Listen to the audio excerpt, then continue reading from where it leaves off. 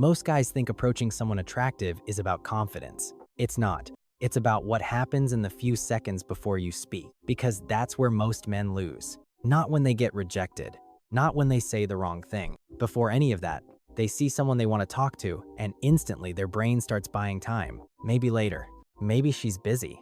I need a better opener. One more minute. And then the moment is gone. Here's the truth. It's usually not a lack of confidence. It's hesitation disguised as logic. And that hesitation hurts more than rejection ever does, because rejection lasts a moment. Regret follows you home. For a long time, I thought socially confident guys were just built differently, like they had some natural gift. They could walk up to anyone, start talking, stay relaxed, and make it look easy. Meanwhile, other guys would overthink a two-word opener like it was life or death. Maybe you've done that too. You spot someone. You want to say something. You even rehearse the first line in your head. Then suddenly your chest tightens, your thoughts get louder, and a simple conversation starts feeling way bigger than it is. But here's the shift. Approaching is not a personality trait. It's a sequence. And once you understand the psychology behind that sequence, it stops feeling random. The first thing most guys get wrong is they make the interaction feel too cold. They go from zero to full conversation in one move. No signal, no build-up, no moment for the other person to register them. That's why so many approaches feel awkward before a word is even spoken. From the other person's side, it can feel abrupt. You're suddenly stepping into their space, their attention, their mental frame all at once. A better approach is simple. Don't make it feel like a cold start. Make it feel like a continuation. Maybe it's brief eye contact. Maybe it's a relaxed smile. Maybe it's just a small moment where they notice you before you walk over. That tiny moment matters because people respond better when your presence feels familiar instead of random.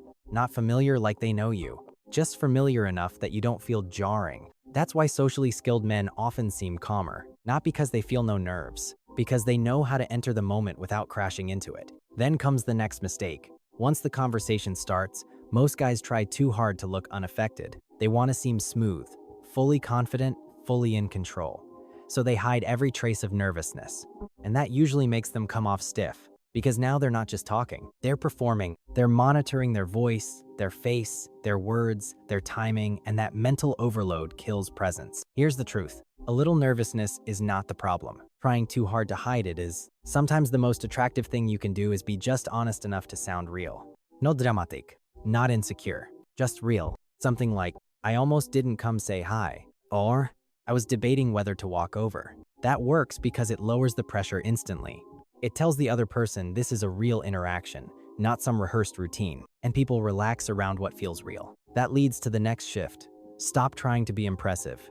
A lot of men quietly ruin good conversations because they're too focused on making the other person like them. So they try to sound clever, different, memorable. And the energy changes. Instead of connection, it starts to feel like an audition. Most people can feel that. That's why curiosity works better than performance. Real curiosity gets you out of your head. It makes the other person feel seen. And that's a big part of attraction. So instead of asking, how do I make a strong impression? Ask, what's interesting about this person that I genuinely want to know? That one shift changes the whole conversation, because people are often more drawn to feeling interesting than being impressed. And once the conversation is flowing, there's one small detail that makes it feel more personal: their name. Use it once, naturally, not over and over, not like a tactic, just once, at the right moment. Because when you use someone's name in a calm, genuine way, the interaction instantly feels more personal, more direct, more real. It says, I'm not just talking at you, I'm talking to you. And that small detail creates more connection than most guys realize. At the end of the day, this is what all of it comes down to. The hardest part is usually not the conversation. It's the moment before it, the overthinking, the delay, the excuses. The approach is uncomfortable for a few seconds. Regret lasts much longer, because confidence doesn't come first. Action does. That's how confidence is built. One approach, one honest sentence, one moment where you stop waiting to feel ready and decide to move anyway. So the next time you see someone you want to talk to, don't ask, what if this goes badly? Ask, what happens if I keep doing nothing? That question usually tells you everything you need to know.